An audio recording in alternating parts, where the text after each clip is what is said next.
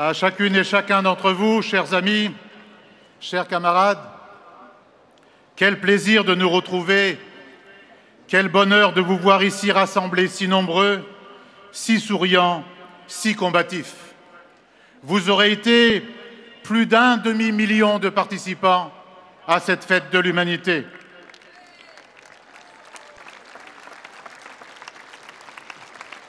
On a besoin de se parler. Ça se voit, ça se sent, partout dans les allées, les stands, les espaces. Cette fête est celle d'une victoire, d'une très grande et belle victoire. Enfin, le crime commis contre Maurice Audin par l'État français est reconnu. Enfin, les portes s'ouvrent pour réconcilier les mémoires de part et d'autre de la Méditerranée. Ici, tous ensemble, nous avons, durant ces 3 jours de rencontres, de débats, de découvertes culturelles, construit de nouveaux chemins d'humanité. Oui, d'humanité, car nous ne supportons plus l'ordre cannibale du monde qui détruit la planète et l'humanité, qui fait tant de mal à celles et ceux qui y vivent. Nous ne supportons plus ce monde où les puissants, les bien-nés, les exploiteurs, les évadés fiscaux vivent dans des paradis quand l'immense majorité finit le mois sans un radis. Nous ne supportons plus qu'un Français sur 5 ne puisse pas manger 3 repas par jour, que la pauvreté devienne le lot de millions d'individus, alors que les richesses s'accumulent à un pôle de la société. Oui, ici, nous crions « partage des richesses ». Et ici, nous n'avons pas peur d'utiliser une expression qui semble devenue taboue, augmentation des salaires, des pensions de retraite et des minima sociaux.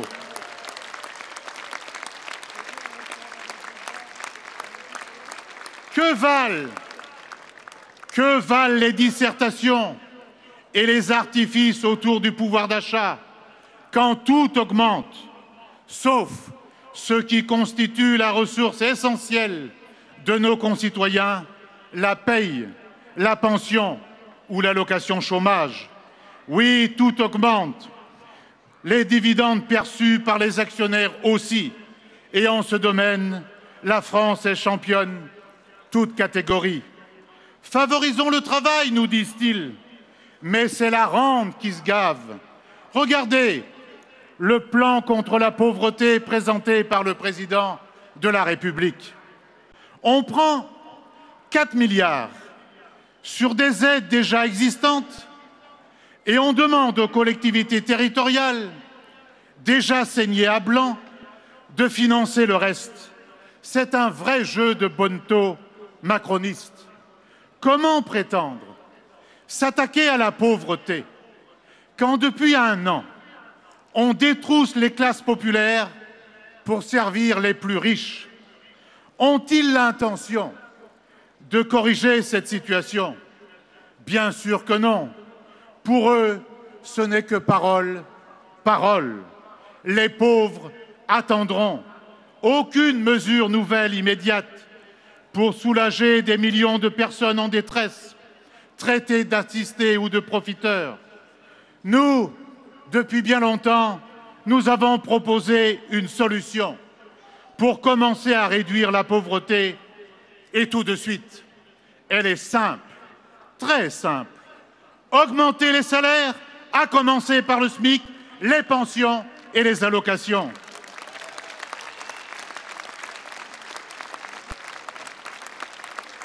Faites vivre les services publics, portez-la vers un nouvel âge, plus moderne, plus accessible, plus près des besoins des territoires.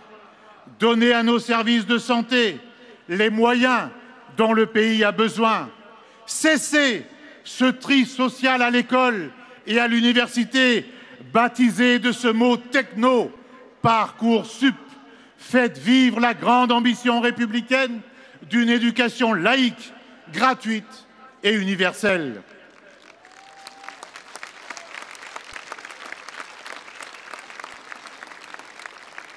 Sortez les hôpitaux et les établissements de santé des logiques d'austérité et de marchandisation.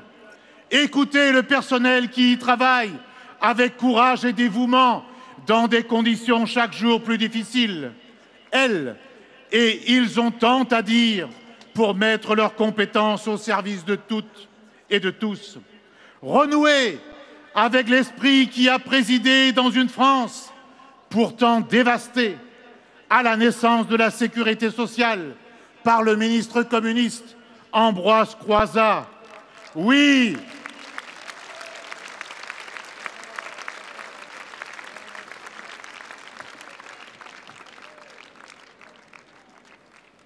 oui, au lieu de détruire la sécurité sociale, allons donc jusqu'au bout de ce que proposait Ambroise Croizat. Créons une sécurité sociale universelle, celle qui protège la santé, celle qui améliore les retraites, celle qui permettrait de prendre en charge les personnes âgées, celle qui donnerait les moyens aux hôpitaux et celle aussi qui donnerait à chacune et chacun, tout au long de sa vie, sans exception, un travail et une formation, car nous militons pour qu'il y ait dans ce pays zéro chômeur et chômeuse. Voilà ce que nous dirons ensemble le 9 octobre prochain dans les rues avec les forces syndicales pour la défense de nos solidarités, de nos retraites, de notre système de soins et de tous les droits collectifs. Voilà d'ailleurs, entre nous soit dit, qui serait un projet pour un vrai nouveau monde. Voilà un projet communiste. Chers amis, ici, on l'a bien vu, c'est le grand rassemblement des réfractaires à l'injustice, des réfractaires au désordre libéral et à l'arrogance des puissants, des réfractaires au bruit de bottes. Nous affirmons qu'un monde meilleur est possible. Ensemble, nous travaillons avec conviction, patience et détermination à l'avènement de celui-ci. Notre fête aura retenti de la puissance des grands mouvements d'émancipation mondiaux.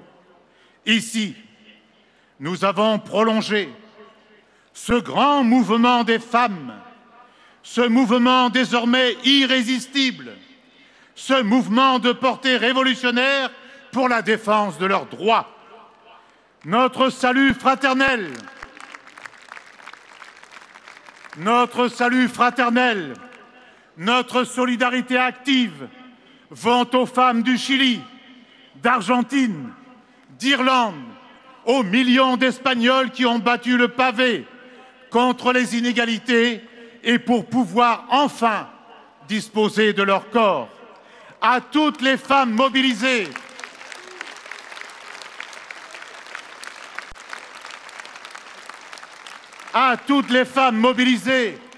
pour sortir du carcan patriarcal et des inégalités salariales. Oui, la libération de la femme des dogmes et des dominations est une condition indispensable à la justice et au progrès universel. Oui, il est le nôtre. Femmes, hommes, immigrés, Français, ici, ensemble, nous disons à travail égal, salaire égal.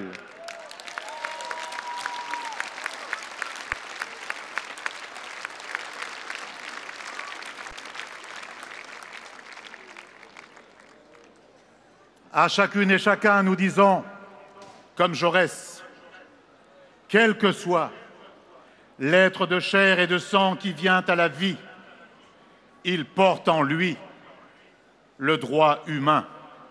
D'ici, nous saluons toutes les militantes, tous les militants engagés pour l'accueil des réfugiés et des exilés, à l'équipage de l'Aquarius, à tous ces marins qui ont lavé l'affront du cynisme en restant fidèles à leur éthique humaniste, nous disons merci.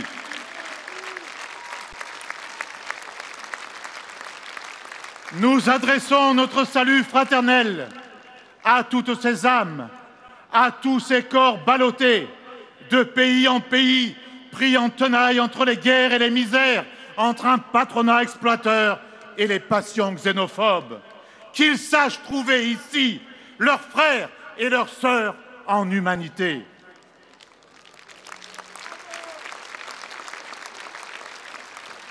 Nous exprimons notre entière solidarité à tous nos amis, à tous nos camarades honteusement pourchassés par la police ou la justice au nom d'un impensable délit de solidarité. Pour nous, il n'y a pas de délit de solidarité. Il n'y a qu'un délit, le délit d'inhumanité. Celui dont se rendent coupables tous ces lâches gouvernements, dont le nôtre, qui laissent mourir par milliers les exilés dans notre mer commune quand nous avons largement les capacités de les accueillir dignement. Il n'y a pas de vague migratoire, les chiffres le montrent. Par contre, il y a une vague égoïste et malsaine qui submerge les consciences. Mesdames et messieurs, les dirigeants de l'Union européenne, agissez pour faire cesser toutes ces guerres et toutes ces misères. Agissez pour que l'accueil et l'asile ne soient pas que des mots déglutis devant des caméras. Agissez pour de vrais choix de co-développement humain et de solidarité internationale au lieu de piller les ressources des nations et des peuples.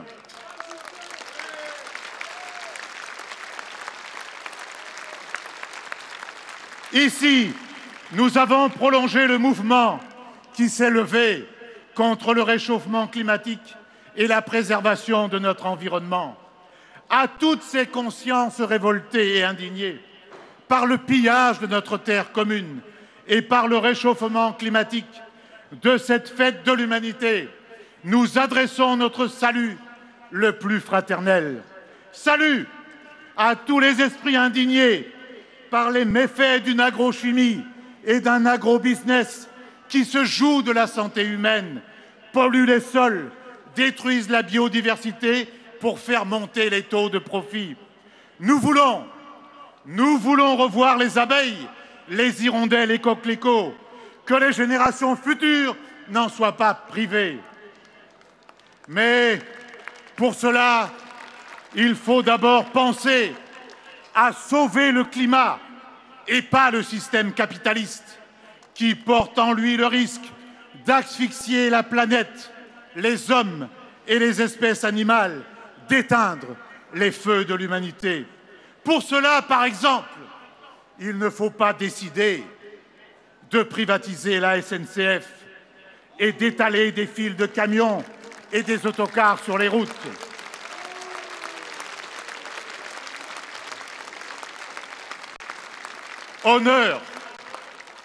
Honneur à tous les cheminots qui luttent depuis des mois face à la vindicte des puissants et malgré la répression syndicale pour notre santé, notre sécurité et nos territoires.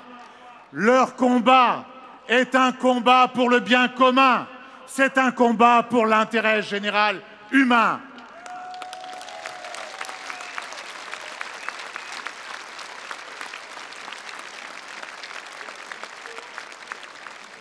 Les entreprises privées qui rôdent comme des vautours autour de notre grande entreprise publique de transport se moquent du climat comme de leur première chemise. Il y a pourtant tant à faire. Avec le développement du transport ferroviaire public, une autre politique du logement, des rénovations et des constructions nouvelles, économes en énergie et abordables, avec une autre politique agricole commune pour favoriser l'agriculture paysanne, avec des prix qui rémunèrent le travail paysan. Voilà qui serait bien pour nos paysans, mais ce serait bien aussi pour la qualité de notre alimentation et bien pour notre santé. Honneur et soutien à celles et ceux qui, en ce moment même, partout dans le monde, ont le courage de défier et d'affronter l'ogre Monsanto.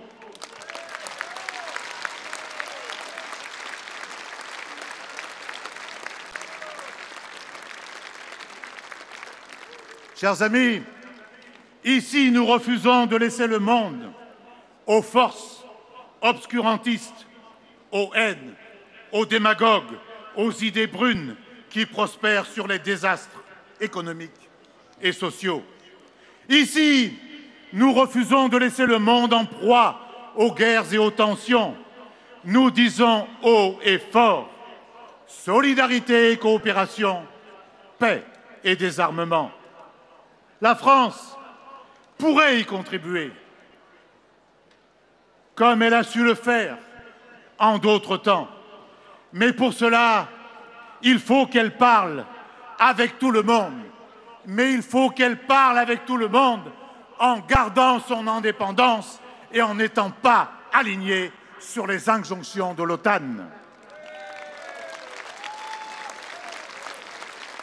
C'est ce que nous exprimerons dans les manifestations pour la paix dans une semaine, le 21 septembre prochain. Ici, avec Paul Éluard, nous écrivons à l'encre indélébile le mot liberté. Liberté pour tous, liberté pour les intellectuels, les combattants de la justice, les militants de l'égalité, les militants syndicaux, les journalistes embastillés à travers le monde. Liberté pour tous les prisonniers politiques palestiniens. Liberté pour Marwan Barghouti.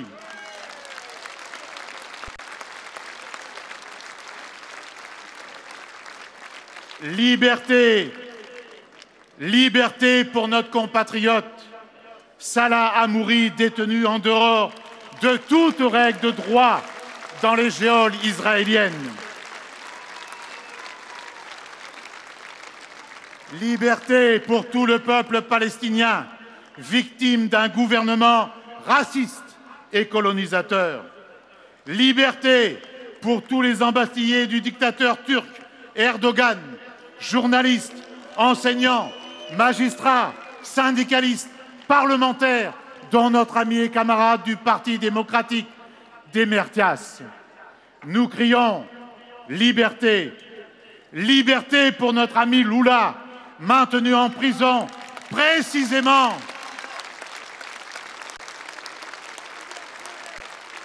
il est maintenu en prison précisément parce qu'il est le grand espoir des travailleurs et des exploités du Brésil, mais au-delà de toute l'Amérique latine.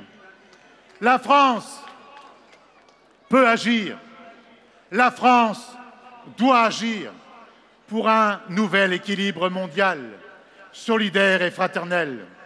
Cette fête de l'humanité s'est mise pendant 3 jours au service de cet objectif, car c'est ici que se prolonge le fil de l'histoire de toutes celles et de tous ceux qui, de grève en révolution, ont arraché aux puissants ces conquêtes qui font la France solidaire, cette France solidaire qui refuse de mourir.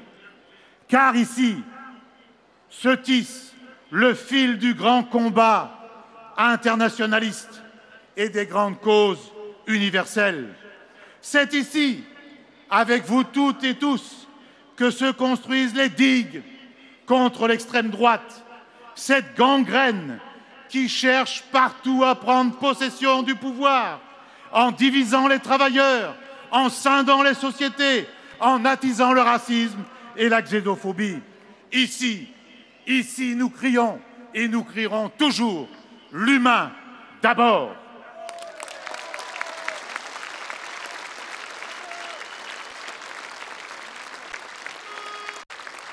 Ici, nous traçons de nouveaux chemins d'humanité. C'est indispensable, c'est urgent. Si nous n'y prenons garde, notre humanité peut être emportée par un violent tourbillon au cœur des orages menaçants. Elle est aujourd'hui prise en otage par un capitalisme destructeur qui produit partout ces monstres, hideuses figures de la réaction.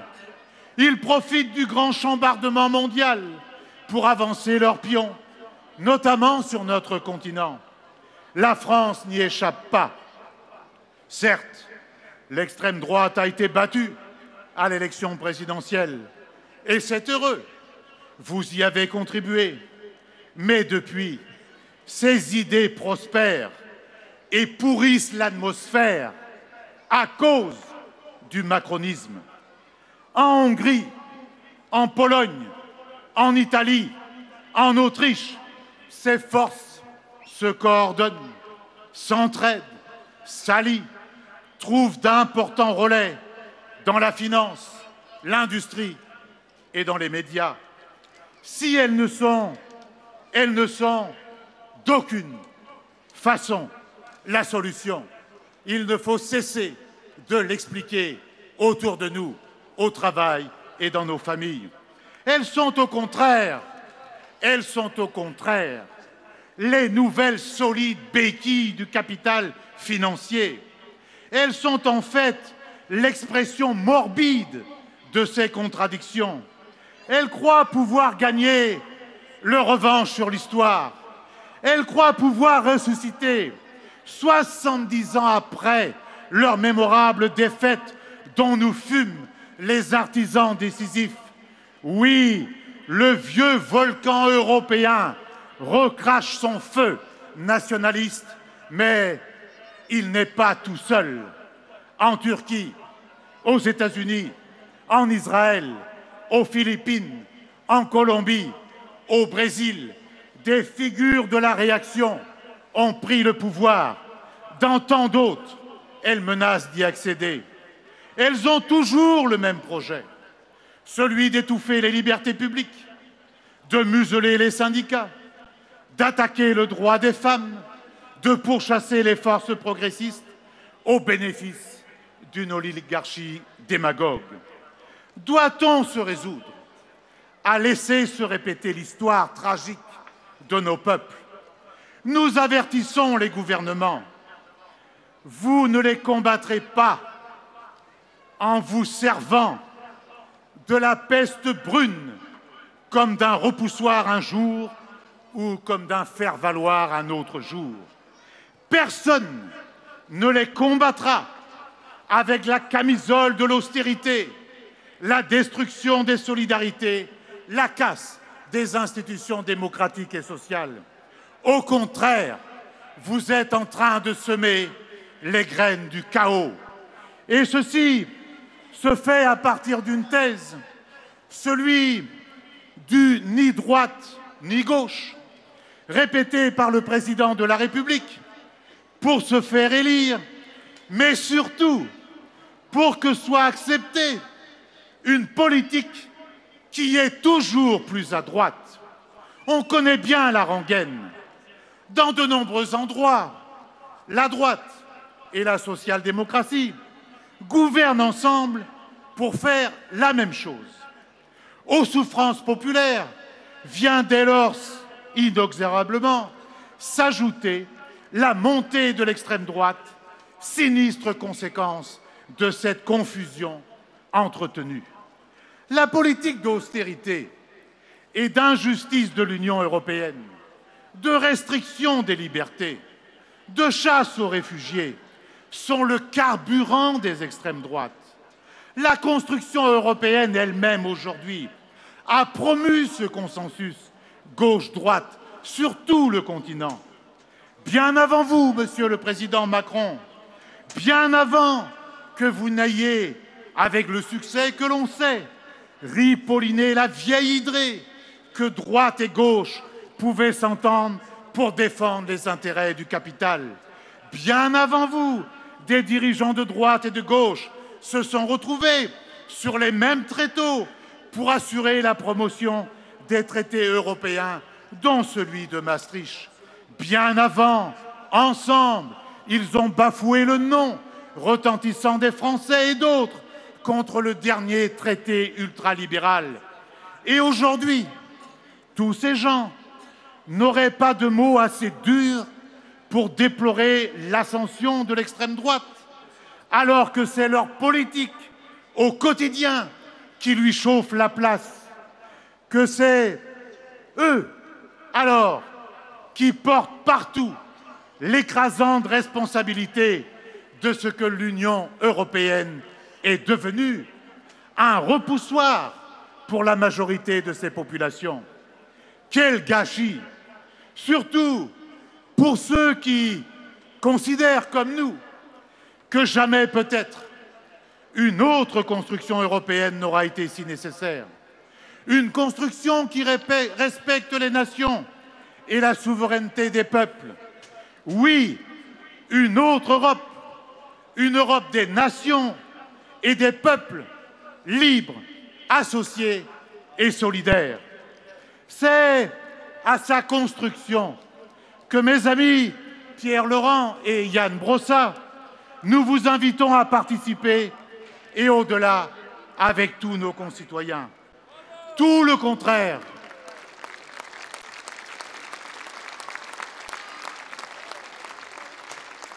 Tout le contraire de l'ambition du chef de l'État qui rêve de perpétuer la confusion gauche-droite qui fait tant de mal. Mais bien sûr, comme à son habitude, notre président veut aujourd'hui donner un nouveau visage à cela. Pour lui, il n'y aurait plus que deux camps. Le sien, qu'il ose baptiser en volant un mot du nom de progressiste, et en face, il n'y aurait que l'extrême droite. Il veut donc créer, à l'échelle européenne, les conditions du deuxième tour de l'élection présidentielle. Eh bien, nous le disons haut et fort, ne nous laissons pas avoir. Depuis un an, nos concitoyens ont un avant-goût de ce qu'il adviendrait d'une Union européenne encore plus inféodée, encore plus au service des milieux d'affaires. Et en ce moment même, le principal obstacle auquel est confronté le président de la République n'est autre que l'expérience que font les Françaises et les Français de sa politique, avec pour certains le sentiment d'avoir été trompés. Il lui devient plus difficile donc de se parer depuis quelques jours et quelques semaines de ces fameuses plumes du pan. Mais attention, il peut réussir, ne serait-ce qu'en tentant d'accréditer l'idée, comme l'ont toujours fait ses prédécesseurs, que la politique nationale serait une chose et que la politique européenne en serait une autre. Mais enfin, il n'y a qu'un Monsieur Macron. C'est bien le même Macron quand il est à l'Élysée ou quand il va aux réunions à Bruxelles. Aussi nuisible dans un lieu comme dans l'autre. Et il peut réussir si les forces qui, comme nous, veulent révolutionner la construction européenne, qui veulent une Europe des travailleurs, une Europe démocratique, écologique, sociale, féministe, si ces forces restent divisées. Comme beaucoup d'entre vous, sans doute, j'ai lu et écouté les propositions des forces de la gauche d'alternative. Bien sûr qu'il y a des différences, et pour certaines, elles ne sont pas négligeables. Mais, franchement, quand le capital fait tant de mal aux travailleurs, quand l'extrême droite menace, quand l'environnement est si malmené, je ne vois pas très bien pourquoi il leur serait impossible de s'entendre sur un projet partagé, ambitieux, fait avec nos concitoyens, avec une liste commune.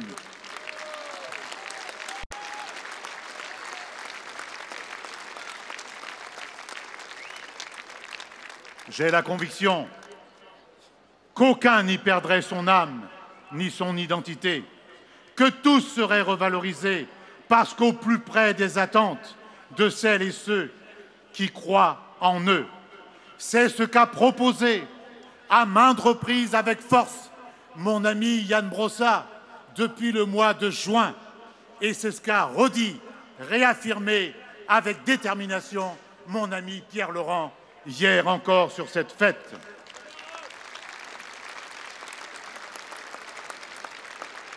La raison de notre combat pour l'unité est simple. Il va s'agir d'élire des députés européens pour changer le cours des choses. Le risque de ne pas en avoir à cause du piège qui a été mis en place dans le silence quasi complet.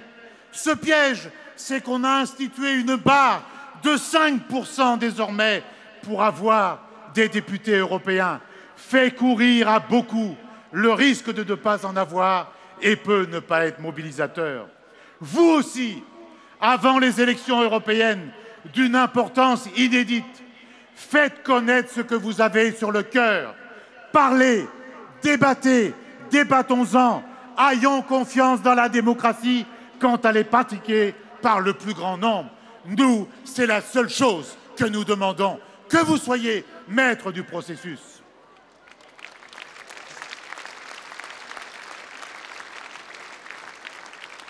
Chers amis, chers camarades, il n'y a pas de raccourci possible pour transformer le monde et changer la vie. Il n'y a que le travail patient des militants, des citoyens engagés, des consciences révoltées pour faire progresser nos combats communs. C'est ce à quoi travaillent le parti et les militants communistes. Ce n'est pas un homme ou quelques volontés qui détermineront la nature du pouvoir, mais bien le degré de conscience politique chez nos concitoyens les plus exploités, les plus dominés, toutes celles et tous ceux qui ont le plus intérêt à sortir du système capitaliste. Par nos milliers de bouches, par nos milliers de mains, nos milliers de volontés et d'intelligence, nos actions concrètes dans le quartier ou le village, à l'usine, au bureau, à l'université, au Parlement, avec nos amis André Chassaigne et Eliane Assassi, comme dans les collectivités locales. Nous représentons une force considérable, un collectif puissant d'hommes et de femmes capables de faire monter les exigences sociales, écologiques et démocratiques.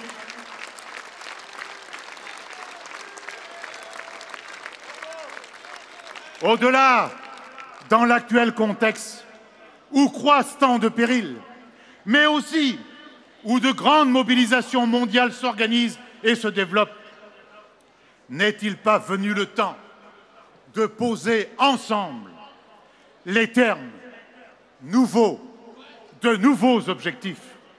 Celui de passer, non pas seulement à quelques réformes, mais de passer à une nouvelle société, une autre société, un autre monde, avec un projet portant haut la justice sociale, la justice écologique, la démocratie. Une société et un monde qui refusent la privatisation, l'accaparement des biens et des richesses par une minorité de rapaces. Une société et un monde des biens communs, du partage des richesses, de nouvelles manières de les produire, de partage des savoirs, de partage des pouvoirs. En quelque sorte, un monde du commun. Ce qui s'appelle pour nous ici le communisme, mais ce que d'autres appellent autrement, mais c'est la même chose. De cette fête de l'humanité ensoleillée, nous allons retenir tout cela, des émotions, des rencontres, des joies et des espoirs. Eh bien, elle va se terminer dans quelques heures. Qu'elle vous ait été utile, qu'elle continue d'être utile, utile à vivre et à rêver, comme va le chanter Julien Clerc tout à l'heure. Entretenons ces liens que nous avons tissés dans la fraternité tout au long de cette fête. Et même, allons plus loin, fortifions-les chaque jour, chaque semaine, avec la lecture de l'Humanité et de l'Humanité dimanche. Ainsi, nous resterons en contact. Travaillons ainsi à l'éveil des consciences et à l'action résolue pour inventer ensemble de nouveaux chemins d'humanité. De tout cœur, je vous remercie.